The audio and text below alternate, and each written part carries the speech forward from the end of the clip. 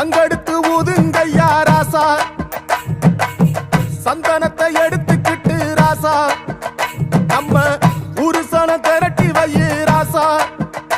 அந்த ஒத்தையடி பாதையில அவன் ஓடி வரான் காள மாட, அங்க உச்சி பானை ஒசரத்துல அவன் ஆடி வரான் காள மாட.